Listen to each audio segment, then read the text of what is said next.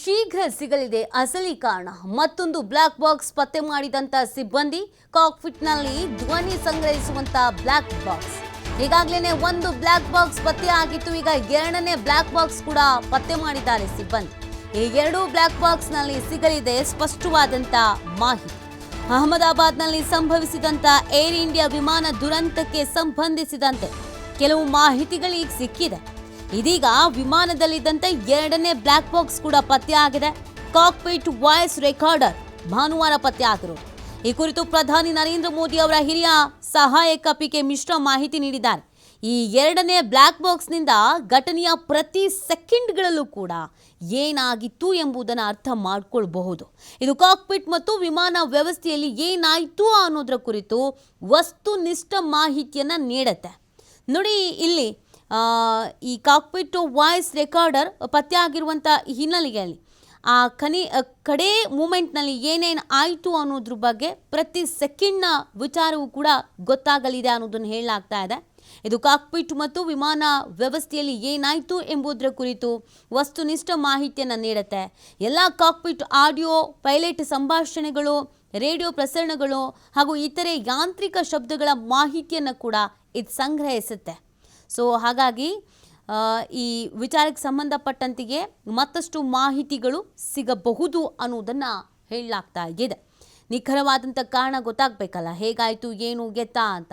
So ಹಾಗಾಗಿ ಈಗ ಎರಡನೇ ಬ್ಲ್ಯಾಕ್ ಬಾಕ್ಸ್ ಕೂಡ ಸಿಕ್ಕಿರುವಂಥ ಹಿನ್ನೆಲೆಯಲ್ಲಿ ಕೊನೆಯ ಮೂಮೆಂಟ್ನಲ್ಲಿ ಏನೇನು ಮಾತಾಡ್ತಾ ಇದ್ರು, ಪ್ರತಿಯೊಂದು ಸೌಂಡ್ ಎಲ್ಲವೂ ಕೂಡ ರೆಕಾರ್ಡ್ ಆಗೋದ್ರಿಂದ ಇಂಥದ್ದೇ ದೋಷ ಆಗಿತ್ತು, ಇಂಥದ್ದೇ ಸಮಸ್ಯೆ ಆಗಿತ್ತು ಅನ್ನೋದು ಇದರಲ್ಲಿ ಗೊತ್ತಾಗುತ್ತೆ ಅನ್ನೋದನ್ನು ಹೇಳಲಾಗ್ತಾ ಇದೆ.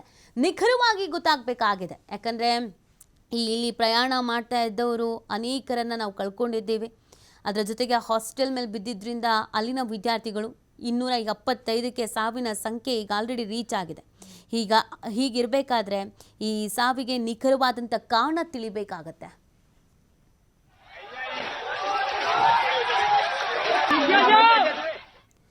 ವಿಮಾನ ದುರಂತದಲ್ಲಿ ಸಾವಿನ ಸಂಖ್ಯೆ 275ಕ್ಕೆ ಏರಿಕೆ ಆಗಿದೆ. ಇನ್ನೂ ಕೂಡ ಸಿಕ್ಕಿಲ್ಲ ಹಲವರ ಮೃತದೇಹದ ಗುರುತು. DNA ಮ್ಯಾಚ್ ಮಾಡೋದಕ್ಕೆ ಆಸ್ಪತ್ರೆ ಸಿಬ್ಬಂದಿ ಹರಸಾಹಸ ಪಡ್ತಾ ಇದ್ದಾರೆ. ಈವರೆಗೆ ಕೆಲವೇ ಮಂದಿಯ DNA ಮಾತ್ರ ಮ್ಯಾಚ್ ಆಗಿದೆ. ಈಗಾಗಲೇ DNA ಮ್ಯಾಚ್ ಆದವರ ಮೃತದೇಹವನ್ನು ಹಸ್ತಾಂತರ ಮಾಡಲಾಗಿದೆ. ನೋಡಿ, ಕೆಲವು ಮಂದಿಯ ಮೃತದೇಹಗಳು ಮಾತ್ರ ಮ್ಯಾಚ್ ಆಗ್ತಾ ಇರೋದು. ಹಾಗಾಗಿ ಇದೊಂದು ಸವಾಲಿನ ಪ್ರಶ್ನೆಯೂ ಕೂಡ ಹೌದು. ನಿರಂತರವಾಗಿ ಪ್ರಯತ್ನವನ್ನು ಪಡಲಾಗ್ತಾ ಇದೆ. ತಮ್ಮವರನ್ನು ಕಳೆದುಕೊಂಡಂಥ ನೋವಿನಲ್ಲಿ ಕುಟುಂಬಸ್ಥರು ಇದ್ದರೆ, ಇನ್ನೊಂದು ಕಡೆಯಲ್ಲಿ ಇನ್ನೂ ಮೃತದೇಹಗಳು ಸಿಕ್ಕಿಲ್ಲ ಅನ್ನುವಂಥ ಬೇಸರ ಕೂಡ. ಇದಕ್ಕೆ ಸಂಬಂಧಪಟ್ಟಂತೆ ವರ್ಕ್ ಮಾಡ್ತಾ ಇದ್ರೂ ಸವಾಲುಗಳು ಎದುರಾಗ್ತಾ ಇದೆ. 275 ಮೃತದೇಹಗಳು ಸುಟ್ಟು ಕರಕಲಾಗಿದೆ. ಯಾರ್ಯಾರು ಏನು ಯಾವುದ್ರ ಬಗ್ಗೆಯೂ ಕೂಡ ಮಾಹಿತಿ ಸಿಗ್ತಾ ಇಲ್ಲ. ಈಗಾಗಲೇ ಕೆಲವು ಮೃತದೇಹಗಳನ್ನು ಪತ್ತೆ ಹಚ್ಚಲಾಗಿದೆ. DNA ಸ್ಯಾಂಪಲ್ಗಳನ್ನೆಲ್ಲ ತೆಗೆದುಕೊಂಡಿದ್ರು ಅವರ ಕುಟುಂಬಸ್ಥರದ್ದು.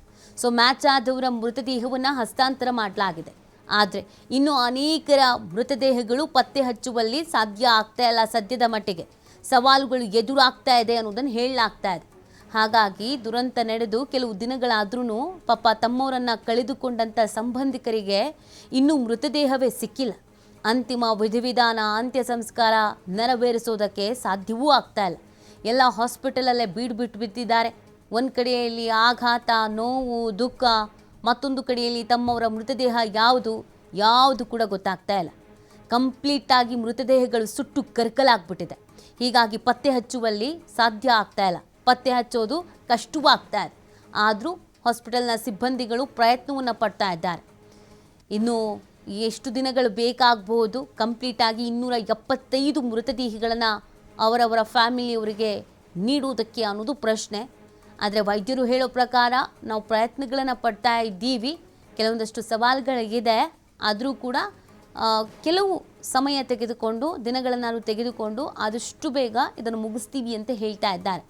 DNA ಮ್ಯಾಚ್ ಆಗಬೇಕು. DNA ಮ್ಯಾಚ್ ಆದರೆ ಮಾತ್ರ ಅಂಥ ಮೃತದೇಹಗಳನ್ನು ಇವ್ರ ಫ್ಯಾಮಿಲಿಗೆ ಸಂಬಂಧಪಟ್ಟಿದ್ದು